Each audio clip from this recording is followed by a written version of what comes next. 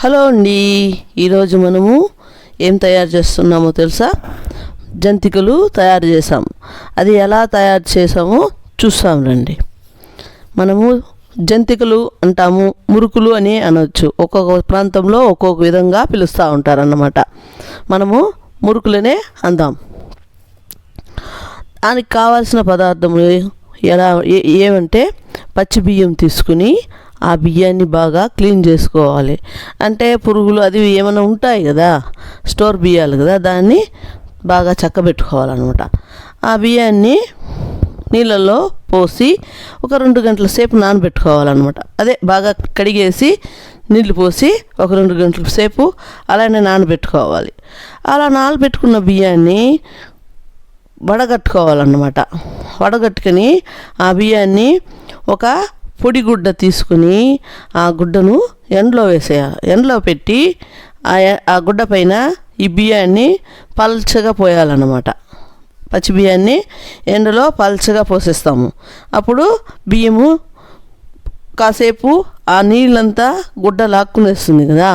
అప్పుడు మనము అప్పుడప్పుడు ఒక 2-3 సార్లు అట్లా చేతిలో కలుపుతూ ఉంటే ఎండకి బాగా ఎండిపోతుంది అన్నమాట ఆ బియ్యము. మళ్ళీ అట్లే వదిలేస్తే కూడా కాసేపు ఉంటుంది.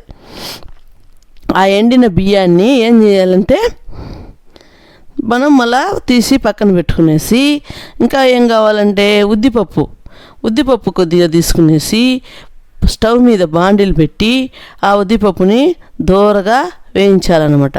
మీడియం ఫ్లేమ్లో పెట్టుకోవాలా మంట. ఆ ఉద్దిపప్పుని వేయించుకోవాలన్నమాట. వేయించి తీసుకున్న తర్వాత కాసేపు ఆరబెట్టుకోవాలి.